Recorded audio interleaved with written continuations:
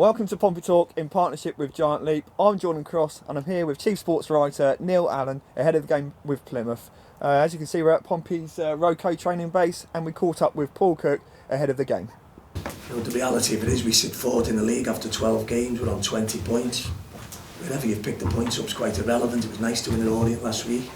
It was nice for the lads to play with probably a little bit of what we were winning games away from home last year. You know, we looked the best team on the pitch to me. We certainly worked harder for me than the opposition. You know, when you add work ethic to ability, you've normally got a chance of winning the game. Plymouth are a good side, they've got good players. The manager certainly does a very good job. Last year achieving the playoffs, this year setting the pace. You know, so great credit to Plymouth, but we've got great belief in ourselves. You know, last Saturday was a really good day for us as a club because it was really confirming to the players during the week how we want the game played. You know, we'll take the result come the end of the game no matter what. This is how we want the game to be played. Saturday will be no different to Plymouth. You know, they're the pains. Plymouth are a good side. They're not our enemy. No. Don't build it up like that. You know, every club has people they don't like and stuff and rivalries get built up. Plymouth are top of the league. The reason why they're top of the league is up to date they're the best team in the league and they have the most points. But we're 12 games in. You know, we have a belief that we're the best team in the league. If we are going to be the best team in the league, we've got 4 places to climb. Saturday just becomes the next game in our pursuit of that. Well, Neil, Paul Cook in fairly upbeat mood and quite reflective ahead of the Plymouth match.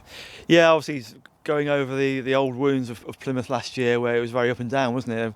Some good moments for Pompey, some indifferent moments and some awful moments culminating in that playoff defeat. So it was a time which hurt the players, hurt the manager and hurt the fans obviously.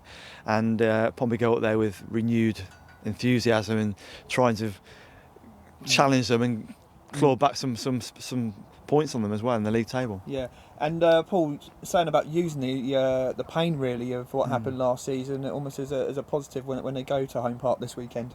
Yeah, they've made a lot of changes. Plymouth, they've three players, I think, three players that still left over from last year, and Pompey got a fair few still here as well, haven't they? Speaking to obviously Michael Doyle, the captain, he remembers it only too well and played in all those games. And Pompey played so well at their place in the league and won there, and then somehow lost at home, didn't they? And then you had the 2 playoffs. So there's a rivalry developed between the clubs, isn't there, in the last few years in this division, and they've been tight affairs. One team's won, then the next game the other's done, and it's always been very tense as well and tetchy at times. And there's a bit of needle there these days as well, isn't it? And it's just turned to a modern day rivalry for Pompey and Plymouth. Not a dockyard derby though. Not the dockyard derby. We're talking of rivalries. That was a subject that we caught up with Michael Doyle when we spoke to him ahead of the game with Plymouth. Here's what Michael had to say.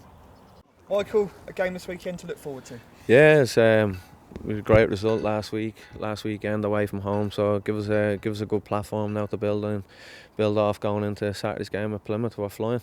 How juicy is this encounter given the recent history between the two sides? Yeah, I think we were neck and neck last year. There wasn't a lot between the teams, to be honest with you, last year, and you know the game, you know, there was nothing in the game, and they scored a set piece later on, which is disappointing for us. Came up a little bit short, so as I say, for us, I think there's loads of improvement still to come for us as a team. But I think last year, what was if the game is anything to go by last year, it'll be a tight game. Yeah, the gaffer said on last year's season's experience to use that in any way as an inspiration. Can you see where he's coming from? Yeah, certainly. I think you know, obviously this is a team that beat us, and you know, we as I say, we come up a bit short. It was disappointing to miss out on Wembley like that, but I think certainly it's something that, you know, we don't want to be in that situation again, and I think that's certainly what he means. He use it, you know, to make ourselves better, and let's not go there and put ourselves in that position again next year. So certainly see where he's coming from with that, yeah. So Neil, we're talking about that needle there, and you know, as Michael was quite rightly intimating, and from a fan's view, it really is. It's mouth-watering, isn't it? It's one to really get up for. Yeah, I don't know. I'm fed up with going there, to be honest. I'm fed up with going to Plymouth time and time again.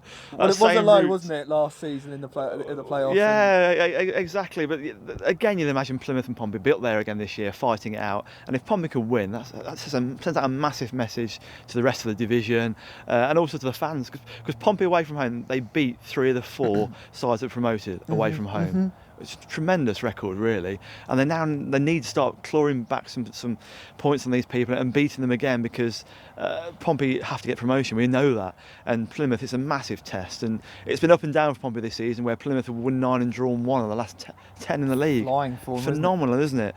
So Pompey, what a message it would send out if Pompey could actually win this one as well. Yeah. I mean, they had that start where they actually lost, I think, two league games and a cup game at the start of the season. So fantastic for them, but not our enemies was Paul Cook's message as well. Yeah, exactly. There's niggle, there's needle there between the sides, between the managers. Was that just for our benefit? Was it to say they're not our enemies? Yeah, exactly. The press guns are fine, thankfully, but yeah, there is niggle. It's a modern day rivalry now, and it's just. There will no doubt be a good attendance there from Pompey, a big crowd from Plymouth, who said they're expecting 10,000. So it's all set up, isn't it? But a draw would be good for Pompey. Yeah. To be honest, considering how well Plymouth are doing, a draw would be very good for Pompey. But they need now to start stepping it up now and trying to close down and climb up from 4th place. Yeah, of course, 11 points the gap would be to Plymouth if they were to win at the weekend. In terms of team selection, what do you see the factors going in from the side last weekend that got the result at Leyton Orient? You got to say, keep the same again. Obviously, Linganzi was brought into the side last week to give them more height in a midfield containing the likes of Bennett, and with Chaplin up front. So they've brought him in for that reason. Although his height didn't really get him a goal, did it? That he should have. He should have scored. Oh my! Please put it away if that arrives this weekend, Linganzi. And. So again, you'd imagine they're a big team, Plymouth. They score from set pieces. Sonny Bradley got a couple last week, and so you'd imagine he will keep his place, and it'll be the same again for Pompey going to this game. Yeah, well, Neil might be fed up of going to Home Park, but most Pompey fans are looking forward to this mouth-watering trip. This has been Pompey Talk in partnership with Giant Leap. We'll see you again next time.